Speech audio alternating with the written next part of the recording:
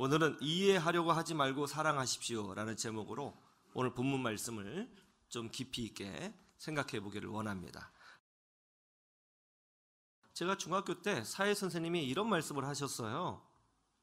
앞으로 2000년이 되면 석유가 고갈될 것이다. 여러분도 그런 얘기 많이 들으셨죠? 그런데 지금 2022년도입니다. 고갈됐나요? 고갈 안 됐습니다. 언제 고갈될까요? 아무도 모릅니다. 현재 시초한 양만 쓰더라도 약 60년 정도는 충분히 쓸 수 있다고 해요. 더 시추를 하지 않아도 말이죠. 하나님께서 우리에게 주신 에너지를 생각해 보면 우리가 생각한 것보다 훨씬, 아니 엄청난 에너지를 하나님이 우리에게 주셨다는 것을 알 수 있습니다. 석유, 석탄, 천연가스, 태양열, 풍력, 이런 것, 그리고 아직 우리가 개발하지 못한 에너지 자원까지 생각하면 어마어마한 에너지를 하나님께서는 우리에게 주신 것이죠. 여러분, 하나님은 째째하신 분이 아니십니다. 하나님은 정말로 우리를 사랑하시고 넘치도록 축복하시는 분이시라는 것을 믿으시기를 주님의 이름으로 축원합니다. 다만 그릇이 큰 사람은 그 그릇 크기만큼 그 복을 받아 누릴 것이고, 그릇이 작은 자는 작은 크기만큼만 하나님의 그 복을 받아 누리게 될 것입니다. 서기관과 바리새인들이 음행 중에 잡힌 여자를 끌고 왔습니다. 그리고 그 여자를 가운데 세웠습니다. 모세는 율법에 이런 여자는 돌로 쳐 죽이라고 했습니다. 그러자 주님께서 이렇게 말씀하셨죠. 너희 중에 죄 없는 자가 먼저 돌로 쳐라. 주님의 말씀을 들은 사람들이 양심의 가책을 느꼈어요. 그리고 다 도망갔습니다. 여자만 가운데 홀로 서 있었습니다. 주님이 여자에게 물으셨습니다. 너를 고발하던 자가 어디 갔느냐? 아무도 너를 정죄하지 않았느냐? 그러자 여자가 대답합니다. 예, 저를 정죄한 사람이 한 명도 없습니다. 그래, 나도 너를 정죄하지 않겠다. 다시 기회를 줄 테니 같은 죄를 범하지 말거라. 이 여자는 죄인이에요. 아주 명확한 죄인입니다. 현장에서 잡혔습니다. 변명의 여지가 없죠. 그러면 거기에 합당한 처벌을 받아야 하는 것입니다. 이것이 정의죠. 서기관과 바리새인들의 주장은 틀린 것이 아니죠. 모세오경에 분명히 그렇게 하라고 되어져 있어요. 그럼에도 불구하고 우리 예수님은 이 여자를 용서하시고 품어주시고 다시 시작할 수 있도록 길을 열어주셨다는 거예요. 가만히 생각해보면 참 이해하기 어려운 말씀이죠. 정의를 구현해야 사회가 혼란스럽지 않아요. 바른 것을 추구해야 사회가 붕괴되지 않습니다. 그렇지 않으면 방종하는 사람들이 나타납니다. 그렇지 않으면 악이 횡행하게 됩니다. 자기 멋대로 신앙생활하는 사람들이 많아지게 될 것입니다. 사회의 질서가 혼란스럽게 될 것입니다. 아무리 예수님이시지만 이런 상황에서는 적절한 처벌을 내리셔야 그래도 사회가 유지되고 질서가 유지되고 그것을 보는 사람들이 뜨끔해서 제대로 신앙생활할 것 아니에요. 죄 안 짓고. 이런 식으로 모든 게 좋다, 좋은 게 좋다 이런 식으로 해버리면 누가 제대로 살겠어요? 그렇지 않습니까? 그럼에도 불구하고 왜 우리 예수님께서는 이런 극단적인 모습을 보여주신 것일까요? 생각하면 생각할수록 참 어려운 문제예요. 이 어려운 문제를 제가 아내에게 질문해 봤습니다. 여보, 당신은 말이야, 우리 딸이 이렇게 음행에서 현장에서 잡히게 되면 당신은 돌로 쳐 죽일 거야? 그러자 우리 아내가 그러더라고요. 미쳤어요? 아니, 보호해줘야죠. 내가 돌로 맞는 한이 있어도 내 새끼는 건들면 안 되지. 그렇게 말을 하더라고요. 아, 사랑의 차이구나. 바리새인들과 예수님 뭐가 달랐을까? 사랑의 크기가 달랐구나. 저는 이렇게 생각합니다. 기독교에서 큰 그릇과 작은 그릇, 그 분명한 차이가 어디서 나는가? 저는 사랑에서 난다고 생각합니다. 사랑의 크기가 큰 사람은 큰 그릇이요, 사랑의 크기가 작은 사람은 주 안에서 작은 자라 생각합니다. 우리는 주 안에서 큰 그릇이 되어야 할 줄로 믿습니다. 그러면 우리가 어떻게 큰 그릇, 사랑의 크기를 키울 수 있어요? 방법은 하나밖에 없어요. 하나님에게서 배우는 것입니다. 하나님의 사랑을 배우는 거예요. 우리는 하나님의 자녀죠. 맞아요? 자녀는 누구를 닮아요? 부모를 닮죠. 그죠? 우리는 하나님을 아저씨라고 불러요? 아버지라고 불러요? 혹시 여러분 기도할 때 하나님 부장님이라고 기도하시는 분이 있어요? 하나님 아저씨라고 기도하는 분이 있어요?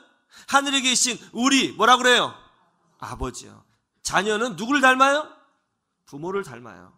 이러잖아요. 아유, 꼭 지혜비 닮아가지고 그런 얘기 많이 하잖아요. 그렇죠? 우리 하나님을 닮고 하나님을 배워가면 되는 것입니다. 그러면 어떻게 배워야 하는 것일까요? 첫 번째로 하나님은 우리를 사랑의 눈으로 보신다는 거예요.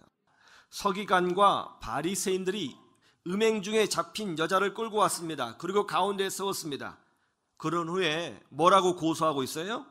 모세의 율법에 보면 이런 여자를 돌로 치라고 되어 있습니다. 선생님은 어떻게 하시겠습니까? 이 질문의 의도가 뭐예요? 이 질문의 의도는 아주 분명합니다.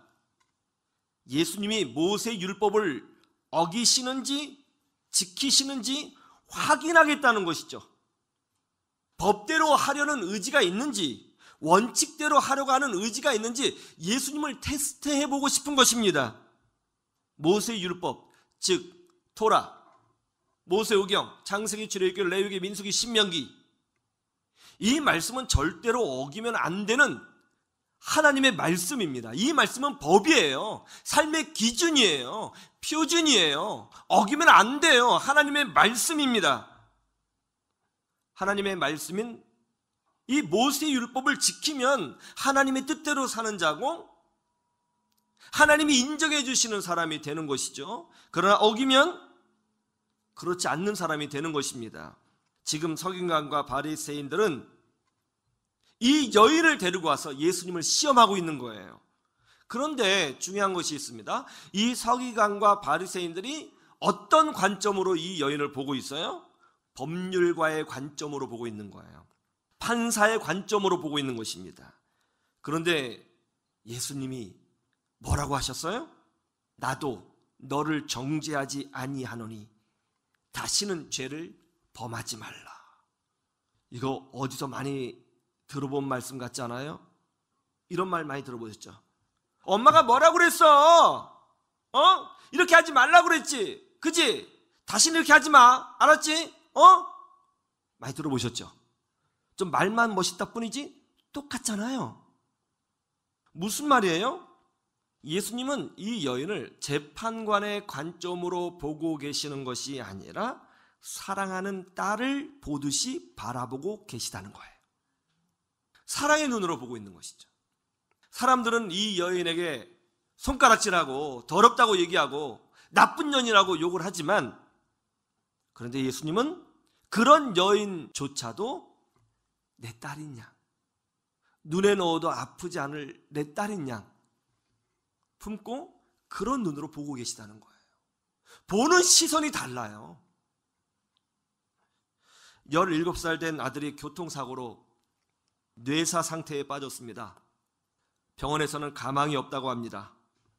그러면서 아이의 부모에게 장기 기증을 하면 어떻겠느냐고 조심스럽게 권유를 했습니다. 부모는 아이의 마지막이 사람을 살리는, 생명을 살리는 사람으로 기억되기를 원해서 그렇게 하겠다고 동의했습니다. 그런데 그날 밤 엄마의 마음이 흔들리기 시작했습니다. 아들의 손을 잡고 오열하며 이렇게 말을 합니다. 아이고 내 새끼, 아이고 내 새끼, 내 새끼, 어떻게 내 새끼 몸에 칼을 대? 절대로 안 돼, 절대로 안 돼. 이거 취소할 거야. 안 돼. 내 생명보다 귀한 자식이야. 이 손, 이 눈, 이 몸, 아이고 여기다 어떻게 칼을 대냐고 하면서 오열을 했다고 하죠. 의사는 뇌사 상태에 빠진 17살짜리 소년을 의학적 관점으로 바라봤습니다. 그러나 엄마의 눈에는 이 자녀는 뇌사에 빠졌던, 건강하든 안 건강하든 그냥 내 새끼인 거예요. 생명보다 귀한 내 자녀인 것이죠. 아직 믿음이 성장하지 못하고 영적으로 뇌사 상태에 빠진 신앙인이 있을 수 있습니다. 답답한 크리스찬이죠. 변화의 모습이 보이지 않는 크리스찬이죠. 온전히 주님께 나오지 못하는 크리스찬이죠. 10년, 20년 교회를 다녀도 한 발은 세상에 걸치고 한 발은 교회에 있는 어정쩡한 크리스찬이죠. 답답해요, 그런 분 보면. 그런데 우리 주님의 눈에는 그 사람이 어떻게 보이겠습니까?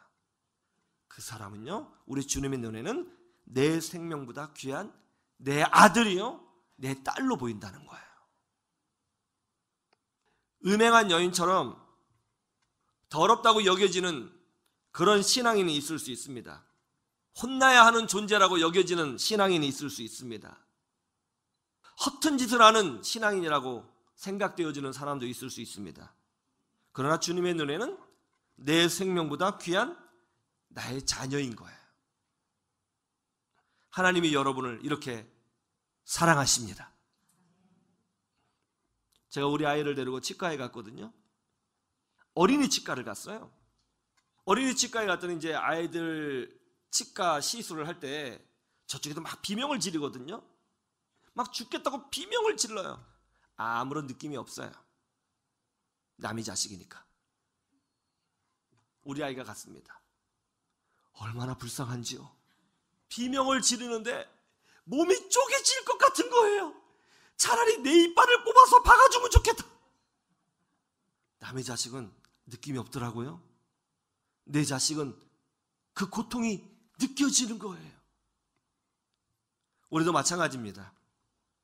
사랑의 눈으로 타인을 바라볼 수 있는 영적인 힘을 키워야 하는 것입니다. 판단하고 평가하는 그런 것 누구나 할 수 있는 평범한 거예요. 그러나 사랑의 눈으로 볼 수 있는 것은 특별한 것입니다. 그럴 때 우리의 그릇이 커지는 것입니다. 그릇이 커지면 커질수록 하나님께서 더 많은 것을 부어주시는 것입니다.